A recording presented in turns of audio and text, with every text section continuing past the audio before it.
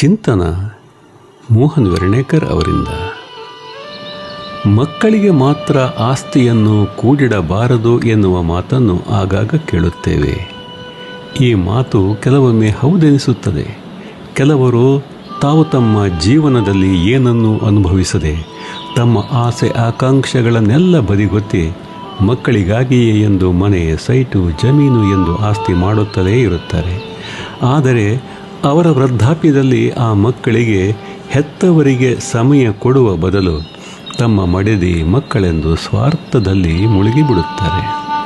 ಹೆತ್ತವರ ಉಸಾಬರಿ ಬೇಡವಾದರೂ ಅಪ್ಪ ಮಾಡಿಟ್ಟ ಆಸ್ತಿ ಮಾತ್ರ ಬೇಕು.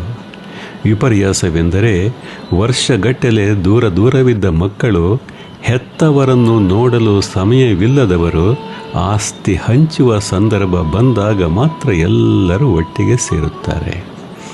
ಆ ದೃಶ್ಯ ನಿಜಕ್ಕೂ ಮನಸ್ಸಿಗೆ ನೋವುಂಟು ಮಾಡುತ್ತದೆ.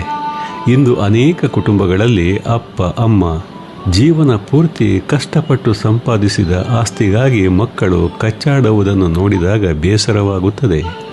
ಕೆಲವರು ನ್ಯಾಯಾಲಯದ ಮೆಟ್ಟಲೇರುತ್ತಾರೆ. ಕೆಲವರು ಸಹೋದರ ಸಂಬಂಧವನ್ನೇ ಕಡಿದುಕೊಳ್ಳಲು ಹೇಸುವುದಿಲ್ಲ. ಇನ್ನೂ ದುಃಖದ ಸಂಗತಿ ಎಂದರೆ ಆಸ್ತಿಯನ್ನು ತಮ್ಮ ಹೆಸರಿಗೆ ಮಾಡಿಸಿಕೊಳ್ಳುವ ಸಲುವಾಗಿ ಹೆತ್ತವರನ್ನೇ ಮಾನಸಿಕವಾಗಿ ಅಥವಾ ದೈಹಿಕವಾಗಿ ಹಿಂಸಿಸಲು ಸಹ ಹಿಂಜರಿಯುವುದಿಲ್ಲ.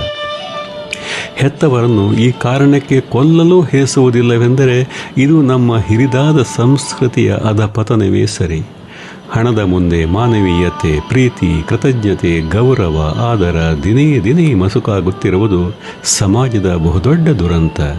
ಇಲ್ಲಿ ಆಸ್ತಿಯೇ ಸಮಸ್ಯೆಯಲ್ಲ, ಆಸ್ತಿಯ ಮೇಲಿನ ಅತಿಯಾದ ಮೋಹವೇ ಸಮಸ್ಯೆ.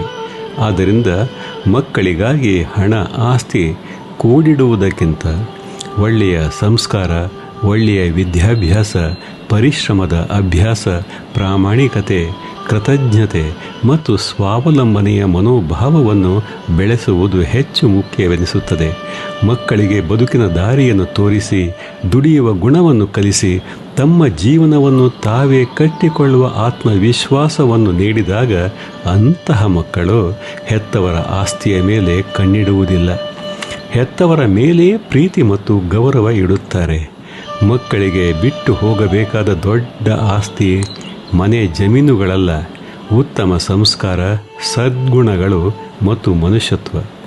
ಆಸ್ತಿಗಿಂತ ಮನುಷ್ಯತ್ವವೇ ಶಾಶ್ವತವಾದ ಸಂಪತ್ತು. ಇದನ್ನು ಹೆತ್ತವರು ಅರಿತುಕೊಳ್ಳಬೇಕು, ಮಕ್ಕಳು ತಿಳಿದುಕೊಳ್ಳಬೇಕು.